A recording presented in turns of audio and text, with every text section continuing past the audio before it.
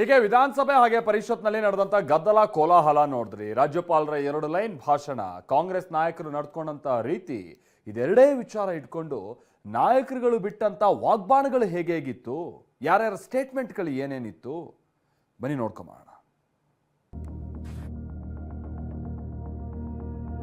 मैं राज्य विधानमंडल के संयुक्त अधिवेशन में आप सभी का हार्दिक स्वागत करता हूं।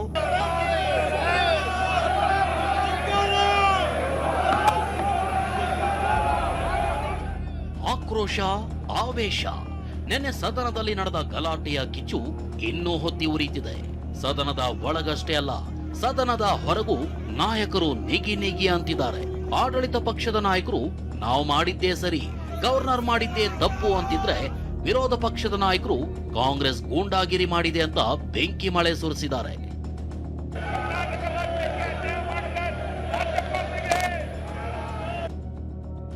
ರಾಜ್ಯಪಾಲರಿಂದ ಸಂವಿಧಾನ ವಿರೋಧಿ ನಡೆ ಆರೋಪ.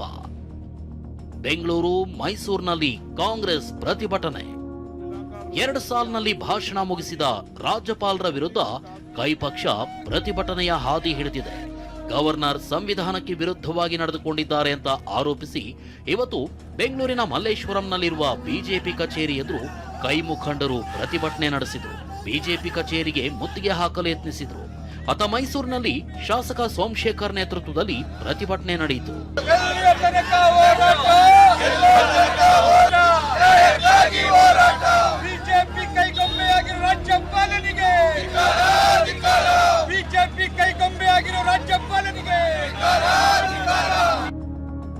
ರಾಜ್ಯಪಾಲರು ಮಾಡಿದ್ದು ರಾಷ್ಟ್ರದ್ರೋಹದ ಕೆಲಸ, ಬಿಕೆಎಚ್ ಸಿಡಿಮಿಡಿ. ಬಿಕೆ ಹರಿಪ್ರಸಾದ್ ಇವತ್ತು ಕೂಡ ರಾಜ್ಯಪಾಲರ ವಿರುದ್ಧ ರೋಷಾಗ್ನಿ ಹೊರಹಾಕಿದ್ರು. ರಾಜ್ಯಪಾಲರು ಮಾಡಿದ್ದು ರಾಷ್ಟ್ರದ್ರೋಹದ ಕೆಲಸ, ಅವರು ಒಂದು ಕ್ಷಣವೂ ಲೋಕಭವನದಲ್ಲಿ ಇರಲು ಯೋಗ್ಯರಲ್ಲ ಅಂತ ಕಿಡಿಕಾರಿದ್ರು. ಬಿಜೆಪಿ ನಾಯಕರಿಗೂ ತಿರುಗೇಟು ಕೊಟ್ರು. ನಾವು ಜೈಲ್ಗೆ ಹೋಗಿಲ್ಲ, ತಡಿಪಾರ್ ಆಗಿಲ್ಲ, ವ್ಯಭಿಚಾರದಲ್ಲಿ ಜೈಲ್ಗೆ ಹೋಗಿಲ್ಲ. ಆ ತರ ಮಾಡಿದ್ರೆ ಇಷ್ಟೊತ್ತಿಗೆ ಅವ್ರಿಗೆ ಪರ್ಮನೆಂಟ್ ನಮ್ಮನ್ನ ಉಮರ್ ಖಾಲಿದ್ ತರ ಜೈಲಿಗೆ ಕಳಿಸ್ಬಿಟ್ಟಿರೋರು. ಆದ್ರಿಂದ ಇವ್ರೇನಾದ್ರು ನಿಜವಾದ ಕರ್ನಾಟಕದ ಜನತೆಯ ಪರ ಇದ್ರೆ ಯಾವ್ದಾದ್ರು ಒಂದೇ ಒಂದು ವಿಚಾರವನ್ನ ಇವ್ರು ಹೇಳಿ, ನಾವ್ ಇಂಥ ಜಾಗದಲ್ಲಿ ಇದ್ದೀವಿ, ಈ ತರ ಮಾಡಿದ್ವಿ. ಪೋಕ್ಸೋ ಕೇಸ್ನ ಮೇಲೆ ಇದೆ, ತಡಿಪಾರ್ ಕೇಸ್ನ ಮೇಲೆ ಇದೆ, ವ್ಯಭಿಚಾರ ಕೇಸ್ನ ಮೇಲೆ ಇದೆ, ಭ್ರಷ್ಟಾಚಾರದ ಕೇಸ್ ಇದೆ. ತುಂಬ ತುಳುಕ್ತಾ ಇದ್ದಾರೆ ಈ ಎಲ್ಲ ಲಜ್ಜೆಗೆಟ್ಟ ಪಾರ್ಟಿಯವರು. ಇವ್ರು ನಮ್ಮ ಮೇಲೆ ಹೇಳ್ತಾರೆ, ಅದ್ರ ಅರ್ಥ ಅವ್ರಿಗೆ ನಾವು ಹೇಳಿರೋದು ಬಹಳ ನೋವಾಗಿದೆ. ಪರಿಷತ್ ವಿಪಕ್ಷ ನಾಯಕ ಛಲವಾದಿ ನಾರಾಯಣಸ್ವಾಮಿ ಒಂದ್ ವೇಳೆ ಮಾರ್ಷಲ್ಗಳು ಇರದೇ ಇದ್ದಿದ್ರೆ ಕಾಂಗ್ರೆಸ್ನವರು ರಾಜ್ಯಪಾಲರನ್ನ ಥಳಿಸಿ ಕಳಿಸ್ತಿದ್ರು ಅಂತ ಆತಂಕ ಹೊರಹಾಕಿದ್ರು. ಮನವಿ ಅಲ್ಲ, ಹೋಗಿ ಅವರನ್ನ ಅಟ್ಯಾಕ್ ಮಾಡ್ಲಿಕ್ಕೆ ಹೋದ್ರು. ಆಗ ಮಾರ್ಷಲ್ಗಳು ತೆಗೆದು ಅವರನ್ನ ಸೈಡ್ಗೆ ನಿಲ್ಲಿಸಿದ್ರು. ನಿಂತ ತಕ್ಷಣ ಆ ಮಾರ್ಷಲ್ಗಳನ್ನು ಹಿಡಿದು ಎಳೆದು ಅವರ ಮೇಲೆ ಹೆಸರುಗಳು ಬರ್ಕೊಂಡ್ರು. ಯಾರು ನೀವು, ಏನ್ ನಿಮ್ಮ ಕೆಲಸ ಇಲ್ಲಿ, ಇದೆಲ್ಲ ನಮ್ಮನ್ನ ಯಾಕೆ ಮುಟ್ಟಿದ್ರಿ ಅಂತೇಳಿ. ಅವ್ರನ್ನ ಯಾಕೆ ಮುಟ್ಟಿದ್ರಿ ನೀವು? ಮಾರ್ಷಲ್ಗಳನ್ನ ಮುಟ್ಟೋ ಅಧಿಕಾರ ನಿಮಗಿಲ್ವಲ್ಲ. ಒಂದು ಸಮಯ ಮಾರ್ಷಲ್ಗಳು ಏನು ಎಳೆದಾಕಿಲ್ಲ ಅಂತಂದ್ರೆ ಬಹುಶಃ ರಾಜ್ಯಪಾಲರನ್ನ ಇವರು ಥಳಿಸಿ ಕಳಿಸಿರೋರು. ಯಾಕಂದ್ರೆ they wanted to make a history.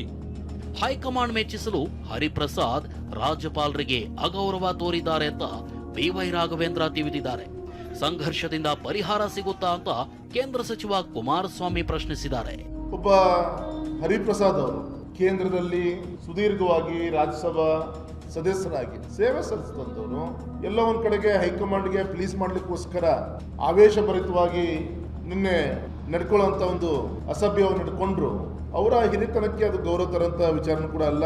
ನಿನ್ನೆಯಿಂದ ನಡೀತಾ ಇರತಕ್ಕಂಥ ಈ ಘಟನೆ ಇವತ್ತು ಸಹ ಬಹುಶಃ ಅಸೆಂಬ್ಲಿ ನಡೆದಿಲ್ಲ, ಬೆಲೆ ಕೂಗಾಟ ಅರ್ಚಾಟಗಳ ನಡೆದಿದೆ. ಈ ಸಂಘರ್ಷದಿಂದ ರಾಜ್ಯದ ಸಮಸ್ಯೆಗಳಿಗೆ ಏನಾದ್ರು ಜನತೆಗೆ ಪರಿಹಾರ ದೊರಕ್ತದ?